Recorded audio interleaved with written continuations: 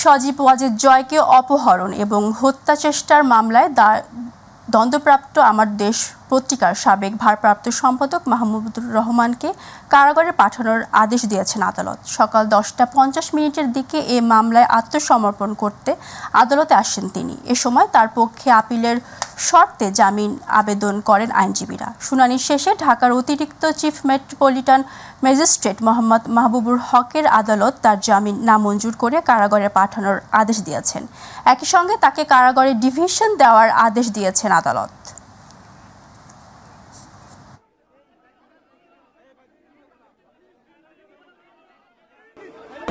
জনাব মাহমুদুর রহমান তাকে একবার হত্যা করার চেষ্টা করেছিল, জোর করে দেশ থেকে বের করে দিয়েছে। সেই মাহমুদুর রহমান স্বৈরাচার সরকার পতনের পর বাংলাদেশে আসছেন। আজকে তিনি স্বেচ্ছায় আদালতে এসেছেন। তিনি জেলে যেতে চেয়েছেন, জামিন চান না। আমরা আদালতের কাছে তার জামিনের প্রার্থনা করি নাই, তাকে জেলে পাঠাবার কথা বলেছি। আর যেহেতু তিনি মন্ত্রী ছিলেন, তাকে যেন প্রথম শ্রেণীর মর্যাদা দেওয়া হয়। জনাব মাহমুদুর রহমান জেলে গেছেন, উনি আপিল করবেন, তারপর জেল থেকে বেরিয়ে আসবেন। সেটাই আমাদের প্রত্যাশা দ্রুততম সময়ের মধ্যে। দর্শক, এই মুহূর্তে আদালত প্রাঙ্গণে আছেন সহকর্মী আমিনা হীরা, যুক্ত হচ্ছি তার সাথে। হীরা, মাহমুদুর রহমানের আত্মসমর্পণ বিষয়ে আর কি খবর আছে আপনার কাছে, জানাবেন আমাদের।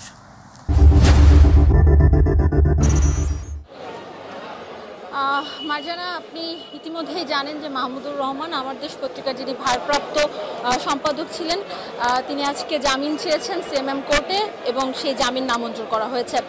এবং আপনাকে যদি একটু জানাই মার্জানা, আপনি জানেন যে সাবেক প্রধানমন্ত্রী শেখ হাসিনার পুত্র এবং তার তথ্য প্রযুক্তি উপদেষ্টা সজীব ওয়াজেদ জয়কে হত্যার চেষ্টা, অপহরণ করে তাকে হত্যা ও গুমের চেষ্টা, এরকম একটি অভিযোগের কারণে কিন্তু তিনি সহ আরও 5 জনের বিরুদ্ধে মামলা হয়েছিল এবং তাদেরকে কিন্তু 7 বছরের দণ্ডাদেশ দেওয়া হয়। এবং সেই সময় কিন্তু মাহমুদুর রহমান তিনি পলাতক ছিলেন এবং সেই দীর্ঘদিন থাকার পরে এবং যেহেতু আওয়ামী সরকারের পতন হয়েছে তারপর থেকে কিন্তু দেশে বিভিন্ন সাংবাদিক সহ লোকেরা যারা রয়েছিলেন এতদিন দেশের বাইরে ছিলেন, তারা কিন্তু দেশে একে একে করে আসা শুরু করেছেন এবং তিনি দেশে এসেছেন এবং এসে আত্মসমর্পণ করে তিনি সিএমএম কোর্টে জামিন চান, কিন্তু তার জামিন নামঞ্জুর করা হয়। যেহেতু তিনি পলাতক ছিলেন, তার বিরুদ্ধে গ্রেফতারি পরোয়ানা জারি করা হয়েছে, তো সেই সুবাদেই আসলে তাকে জামিন নামঞ্জুর করা হয়। এবং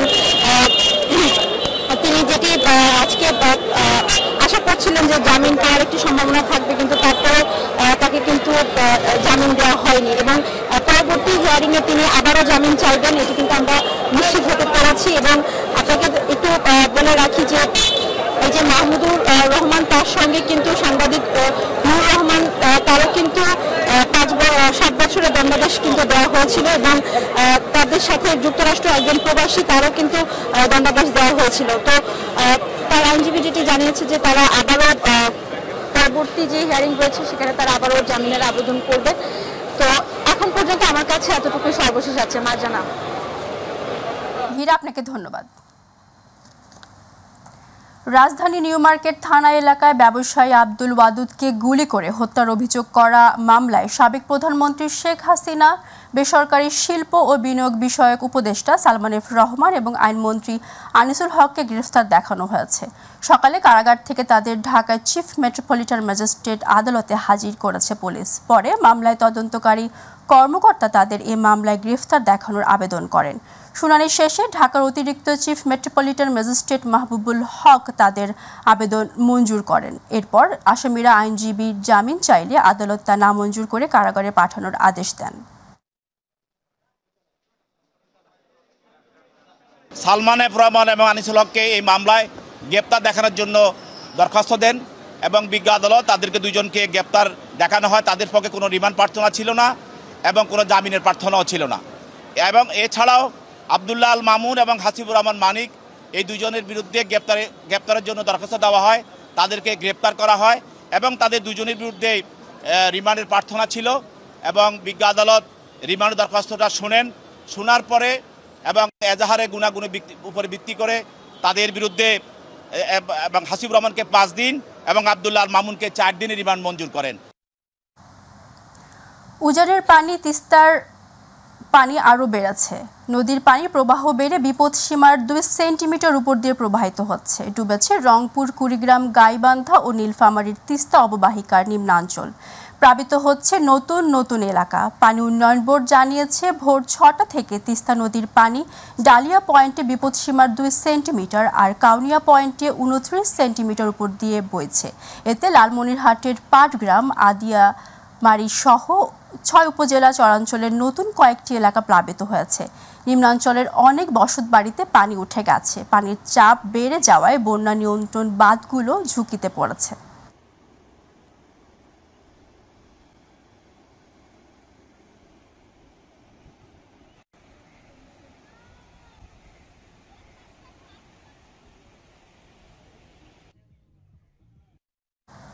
দর্শক, এই মুহূর্তে কুড়িগ্রামের নাগেশ্বরী থেকে পানি বৃদ্ধির খবর জানাচ্ছে প্রতিনিধি লতিফুর রহমান লিঙ্কন। ধন্যবাদ আপনাকে। আপনি জানেন যে উজান থেকে নেমে আসা পাহাড়ি ঢল আর টানা কয়েকদিনের ভারী বৃষ্টিপাতে কিন্তু ভারতের সিকিমে ভারী বন্যার পানি জমেছে। এই বন্যার পানি কিন্তু আসলে তিস্তা নদী দিয়ে বাংলাদেশে প্রবেশ করার কারণে বাংলাদেশের কয়েকটি জেলা কিন্তু বন্যার পানিতে নদ নদীগুলো ভরে গেছে। তো আমি এই মুহূর্তে আছি কুড়িগ্রামের নাগেশ্বরীতে। এখানে কিন্তু আসলে এই অঞ্চলের মানুষ কিন্তু এবারও কিন্তু বন্যার অনেকটা আশঙ্কা করছেন। বিশেষ করে আমন চাষি যারা আছে তারা কিন্তু অনেকটা আতঙ্কিত। বিশেষ করে চরাঞ্চল ও নিম্ন অঞ্চলের যে আবাদগুলো আছে সেখানে কিন্তু অনেক আমরা দেখেছি যে অনেক ফসল কিন্তু বন্যার পানিতে অনেকটা নিমজ্জিত হয়েছে। তো এইভাবে যদি আসলে বন্যার পানি বাড়তে থাকে তাহলে কিন্তু আমন চাষিরা অনেক ক্ষতির মুখে পড়বে। তো সব কিছু মিলে কুড়িগ্রাম পানি উন্নয়ন বোর্ডের সাথে কথা বলেছি। পানি উন্নয়ন বোর্ড যেটা জানিয়েছে যে গত 2 দিন ধরে কিন্তু এই কুড়িগ্রামে তেমন বৃষ্টিপাত না থাকার কারণে তারা আশা করছে যে আজ সন্ধ্যা নাগাদ কিন্তু নদীর পানি অনেকটা কমবে। এই ছিল কুড়িগ্রামের নাগেশ্বরী থেকে বন্যা পরিস্থিতির সর্বশেষ খবর। জাতিসংঘ সাধারণ পরিষদের 79তম অধিবেশন এবং অন্যান্য উচ্চ পর্যায়ের দ্বিপক্ষীয় বৈঠকে যোগদান শেষে দেশে ফিরলেন অন্তর্বর্তী সরকারের প্রধান উপদেষ্টা ডক্টর মোহাম্মদ ইউনূস। ভোর 3:30 নাগাদ প্রধান উপদেষ্টা এবং তার সফর সঙ্গীদের বহনকারী কাতার এয়ারওয়েজের বাণিজ্যিক ফ্লাইটটি শাহজালাল আন্তর্জাতিক বিমানবন্দর অবতরণ করে। গত 27 সেপ্টেম্বর জাতিসংঘের সাধারণ পরিষদের ভাষণ দেন ডক্টর ইউনূস। ভাষণে তিনি তুলে ধরেন জুলাই বিপ্লবে বীরত্ব গাথা। এ সময় নতুন বাংলাদেশ বিনির্মাণে সবার সহযোগিতা চান প্রধান উপদেষ্টা ডক্টর ইউনূস। পাশাপাশি মার্কিন প্রেসিডেন্ট জো বাইডেন সহ 12টি দেশের সরকার এবং রাষ্ট্রপ্রধান এবং বিভিন্ন আন্তর্জাতিক সংস্থার প্রধানদের সাথে সাক্ষাৎ করেন তিনি। এছাড়াও 40টি উচ্চ পর্যায়ের বৈঠকও করেন তিনি।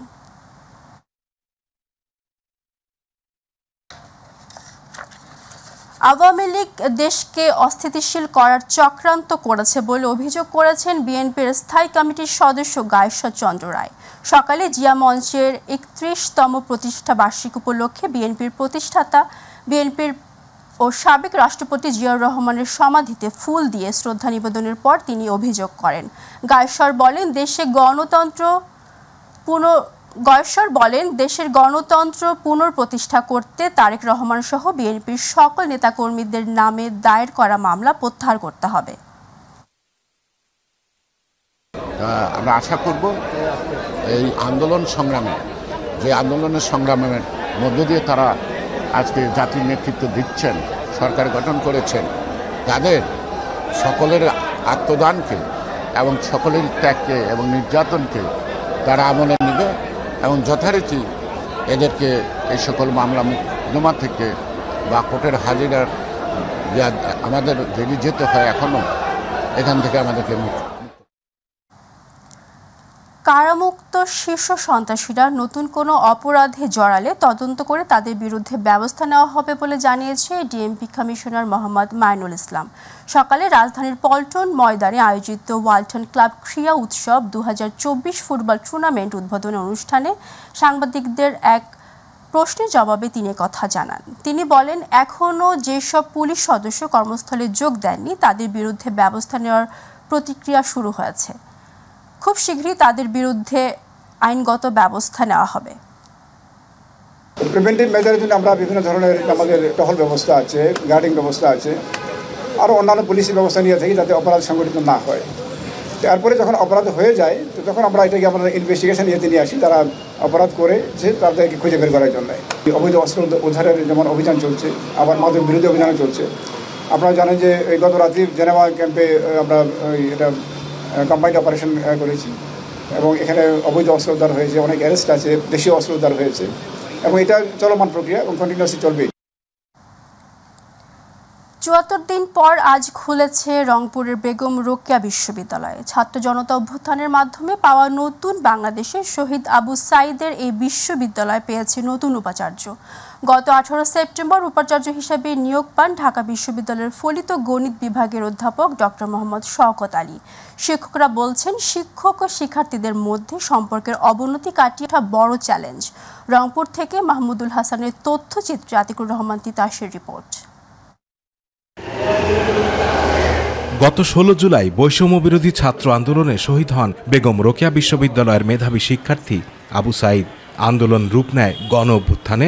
এরপর ১৭ জুলাই অনির্দিষ্টকালের জন্য বিশ্ববিদ্যালয় বন্ধ ঘোষণা করে প্রশাসন। উপাচার্য সহ বিভিন্ন প্রশাসনিক পদ থেকে পদত্যাগ করেন প্রায় অর্ধশতাধিক শিক্ষক কর্মকর্তা। অবশেষে গত ১৮ সেপ্টেম্বরে ঢাকা বিশ্ববিদ্যালয়ের ফলিত ও গণিত বিভাগের অধ্যাপক ডক্টর মোহাম্মদ শওকত আলী উপাচার্য হিসেবে যোগদানের পর ৭৪ দিনের মাথায় আজ খুলেছে বেগম রোকেয়া বিশ্ববিদ্যালয়। শিক্ষকরা বলছেন, টানাপোড়েনের মধ্য দিয়ে চলছে এই বিশ্ববিদ্যালয়। শিক্ষক ও শিক্ষার্থীদের মধ্যে যে সম্পর্কের অবনতি হয়েছে সেটি কাটিয়ে ওঠাই এখন সবচেয়ে বড় চ্যালেঞ্জ। উপাচার্য যদি যোগ্য মানুষকে দিয়ে এই বিশ্ববিদ্যালয়কে পরিচালনা করবার চেষ্টা করেন, তাহলে নিশ্চয়ই যে প্রত্যাশার বাংলাদেশ আমরা চিন্তা করছি, যে প্রত্যাশার বেগম রোকেয়া বিশ্ববিদ্যালয় কল্পনা করছি, সেই প্রত্যাশিত বেগম রোকেয়া বিশ্ববিদ্যালয় হয়তো কল্পনা করা সম্ভব।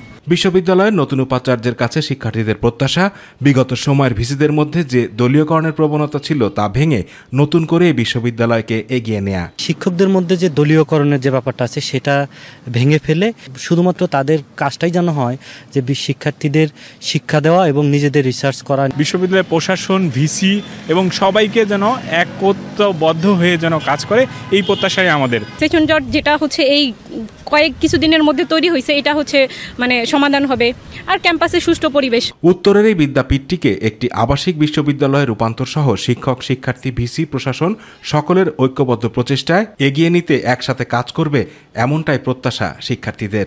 নতুন ভিসির কাছে আমরা আশাবাদী, শিক্ষার্থীদের যে দাবি দেওয়া যে চাহিদা আছে উনি ওগুলো পূরণ করবেন। আমরা চাই রাজনীতি মুক্ত একটা ক্যাম্পাস। আমরা চাই যে আমাদের ইউনিভার্সিটিটা একটা সম্পূর্ণরূপে আবাসিক ইউনিভার্সিটি হোক। বিশ্ববিদ্যালয়ের একাডেমিক কার্যক্রম সুষ্ঠুভাবে পরিচালনার পাশাপাশি বিশ্ববিদ্যালয়ের শিক্ষা ও গবেষণার ভালো পরিবেশ তৈরির প্রত্যাশা নবনিযুক্ত উপাচার্যের। এই বিশ্ববিদ্যালয়ের শিক্ষা এবং গবেষণা যাতে সবাই ভালো একটা পরিবেশ পায়, সেই পরিবেশ গড়ে তোলার জন্য আমরা চেষ্টা করে যাব ইনশাআল্লাহ। আতিকুর রহমান তিতাস, মাই টিভি। প্রতারণার শিকার হয়ে কৃষকদের মাথায় হাত পড়েছে। উচ্চ ফলনশীল জাতের লাল তীর বেগুনের বীজ কিনে প্রতারণার শিকার হয়েছেন রাজবাড়ীর শতাধিক কৃষক। নকল বীজের কারণে ফলন না পেয়ে বিঘা প্রতি কৃষকদের প্রায় লাখ লাখ টাকা ক্ষতি হচ্ছে। এ অবস্থায় উৎপাদন খরচ তোলা নিয়ে দিশেহারা চাষিরা। তবে অভিযোগ প্রমাণিত হলে দ্রুত ব্যবস্থা নেওয়ার আশ্বাস দিয়েছেন জেলা কৃষি সম্প্রসারণ অধিদপ্তর। প্রতিনিধি শেখ মমিনের তথ্যচিত্রে আবু সাঈদ অপুর প্রতিবেদন। গেল কয়েক বছর ধরে উচ্চ ফলনশীল জাতের বেগুন চাষ করছেন শতাধিক কৃষক। উচ্চ ফলনশীল জাতের বেগুন চাষ করে লাভের মুখ দেখলেও এবছর লাল তীর নকল বীজের কারণে নিম্ন জাতের বেগুন উৎপাদন হচ্ছে এবং একই সাথে বেগুন গাছের পাতা হচ্ছে হলুদ রঙের। আর এতে কাঙ্ক্ষিত ফলন মিলছে না। অধিকাংশ বেগুন গাছের পাতা হলুদ হওয়ায় কৃষি সম্প্রসারণ অধিদপ্তর বলছে এগুলো বীজের কারণে ভাইরাসের রূপ নিয়েছে। এ প্রতারণার শিকার হয়েছেন রাজবাড়ী জেলার গলন্দ উপজেলার শতাধিক কৃষক। প্রতি বছর উচ্চ ফলনশীল বেগুন চাষ করে লাভবান হলেও এবছর অধিক লাভের আশায় লাল তীর বীজ রোপণ করেও আর্থিকভাবে হতাশার কথা বলছেন জেলার গলন্দ উপজেলার দৌলদিয়া ইদ্রিসপাড়া গ্রামের অনেক কৃষক। নিয়মিতভাবে কৃষকদের পরামর্শ না দেয় এবং কৃষকদের মাঠ পরিদর্শন না করায় স্থানীয় কৃষি অফিসের গাফিলতির কথা জানান কৃষকেরা। আর বেগুনের গাছ হলুদ কালার, যে ওষুধ দেয় ওই তো কাজ হয় না, খালি কয় এটার পরে এটা দাও, এটার পরে এটা দাও। গাছ এখন শক্ত হচ্ছে, এখন খ্যাতি শেষ।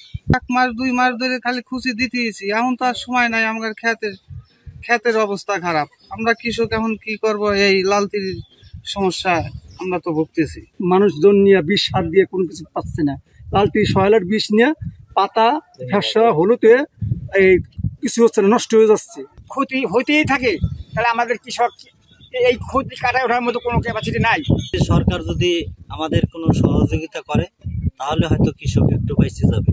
কৃষকরা জানান, কৃষি অফিসের সিন্ডিকেটের কারণে বেগুন চাষে লালতির বীজ রোপণ করে বিপাকে পড়েছেন তারা। আমরা সবসময় কৃষকদের পাশে আছি, আমাদের বনের পাশে আছে। যদি ক্ষতির মাত্রা যদি বেশি হয় সেক্ষেত্রে যথোপযুক্ত প্রমাণ সহ আমরা তাদেরকে ব্যবস্থা নিতে। তবে অভিযোগ প্রমাণিত হলে দ্রুত ব্যবস্থা নেওয়ার আশ্বাস দিয়েছেন এই কর্মকর্তা। আবু সুদপু, মাই টিভি।